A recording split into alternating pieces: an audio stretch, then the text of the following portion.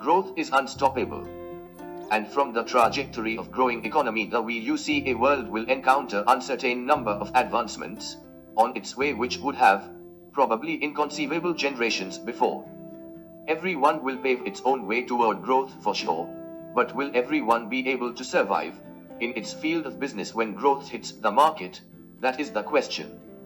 Human ingenuity in today's competitive era lies on being preemptive in foreseeing the trends in the business of products or services.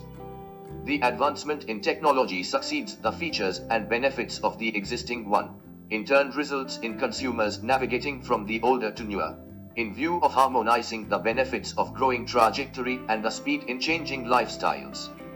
Had it not been the case, the 21 inches TV would never have fit in our palms. The streaming messages on 2G spectrum would not have lost its attraction to the streaming MMSs on 3G spectrum, and then to the streaming videos over YouTube and WhatsApp, and what's not on 4G spectrum. Teleconference and video conference would not have bridged the gap between cities and countries. When it comes to presenting to the clients or interviewing potential talent, cities like Bangalore and Pune, which once resembled as playground, flooded throughout for citizens, would not have become the motherlands for high-tech startups and BPOs, and accompanying your beloved to dine out would not have limited to once in 3 months, on the face of when the same specialty food can be served in your privacy at home, within pre-specified deadline by delivery startups like Swiggy and Zomato, etc. Examples will not end if you look around. But history witnesses, every boon arrives with the bane unfolded. If it's not true, what makes startups giving up hopes soon to the hands of flooding competition in the marketplace? What makes businesses opt the layoff trick to cross break-even in their quest to become cash cows? What makes unemployment rate to grow nearly at par GDP while the government keeps releasing new schemes for employment? And what makes neophytes to find it easier to end their lives to the hands of pessimism? We talk about artificial intelligence, and follow the technology path to climb the ladder of growth at the expense of what we have left far behind, the humanity. If it's false, what had stopped the business leaders to construct a genuine resource planning at the beginning, so that they might not shed their hands of many employees in the name of poor performance issues, which eventually occurs owing to change in technology, or rise in demand of cutting expenditures? To understand, to build logic, to plan and to surrender to emotions, all these come from the internal vital force, which in one word, is called the human intelligence, and usually described as the ability to perceive information and to retain the same as knowledge, to be applied towards adaptive behaviors, within an environment or context. And your customers apply the same at times, when you employ a recently adopted artificial intelligence. Be they are your fastidious clients or potential consumers, doesn't it look like businesses drop their credibility before them, when they unnecessarily rely on technology to intrude in their privacy for promoting the products or services?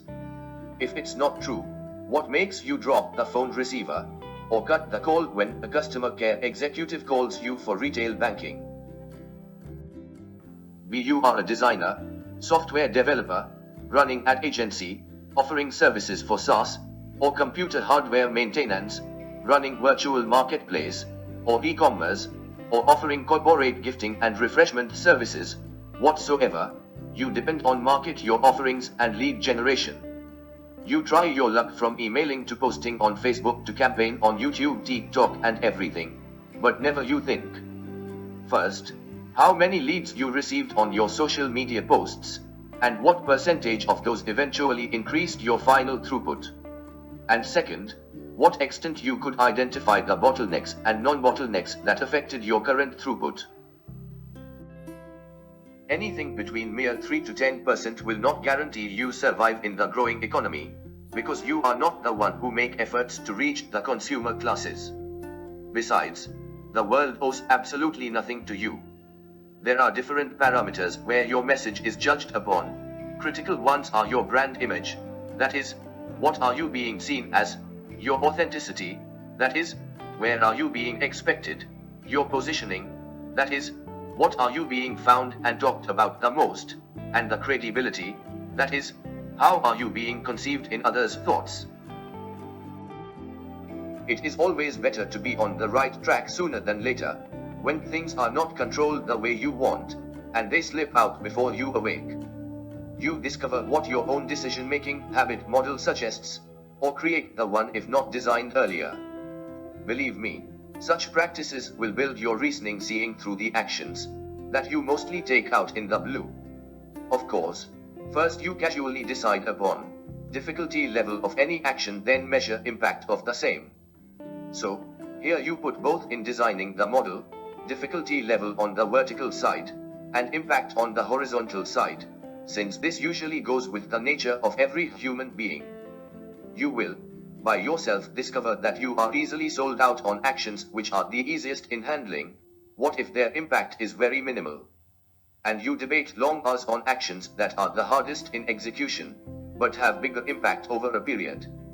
Many rule out these actions which have bigger impact in the long run, since businesses are now in the habit of seeing the unforeseen future either in 3 years window or 5 years window, but businesses which never ignore the potential of these actions sail their boats easily in whatsoever ups and downs the market brings for them. Such an action which, at one side, establishes your credibility, and the other side innovates options providing you the edge that your business deserves. Besides, it's not the easiest to execute but certainly will have the biggest ever impact on businesses in the long run. And the action is forming a communion of businesses and doing business within the communion while spreading a style of relationship and increasing emphasis on advocacy, which fosters a culture of giving recommendation of someone or advocating someone's work within the network, and promises every stakeholder something that has a value, a chance to discover how important he is in the business of others.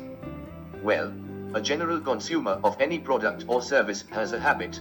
Whatever features you add to your product or service, she drives values in terms of benefits she gets out of those features, and that's how she either accepts or neglects the offer. Same way, the business communion has potential to offer many benefits.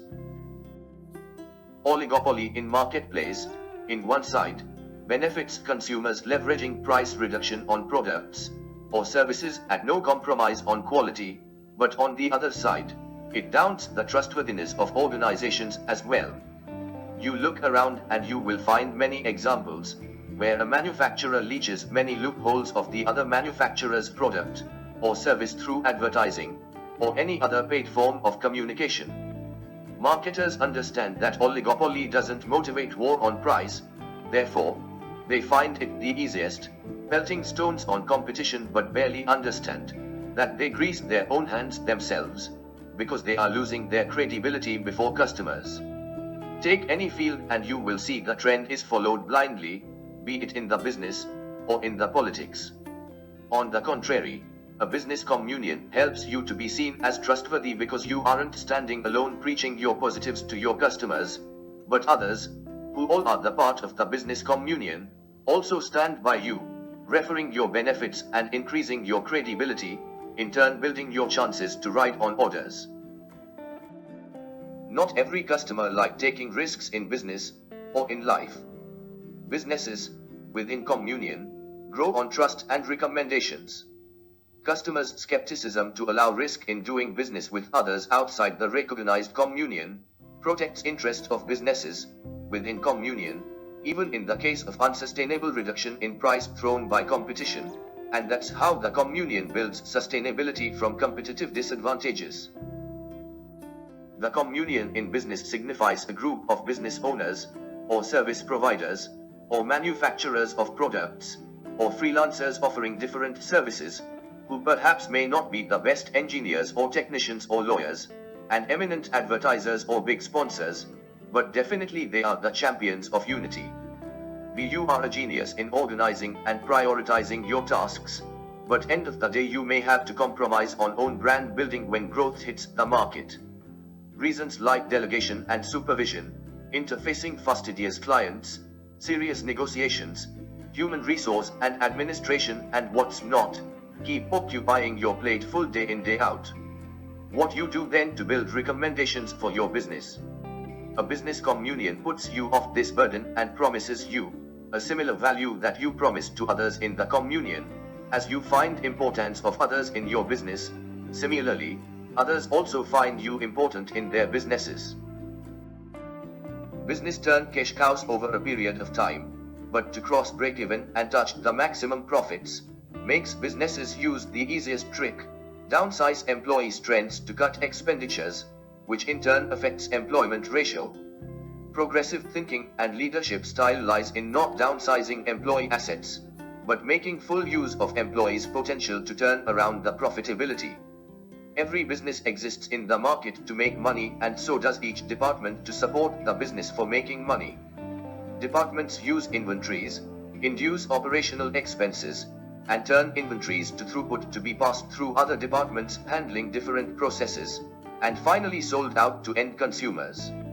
There may also exist bottlenecks between one process to another, causing unnecessary time or efforts or money, and in turn increase cost burden. Cost control is not followed as a measure but to be implemented as a process, which is defined as put your efforts systematically into actions to bring about an improvement. Therefore, downsizing employees cannot be the only measure, but finding and removing bottlenecks out of the processes ought to be the way out to bring down the operational expenditures. This can only happen when a sustainable number of orders pass through each process or department throughout a financial year, to be able to work on statistics or cost load if a new order is introduced in between. A business communion which promises every stakeholder a value and creates businesses for everyone can also ensure a sustainable running of every business within communion, at no ground of downsizing employee assets. Henry Ford rightly delivered, coming together is a beginning, keeping together is progress, but working together is success. The future of this thought, business communion, is yet unforeseen but predictable, because time will come when businesses will grow within a network formed by visionary business owners who prefer advocating products or services of others as well within the group.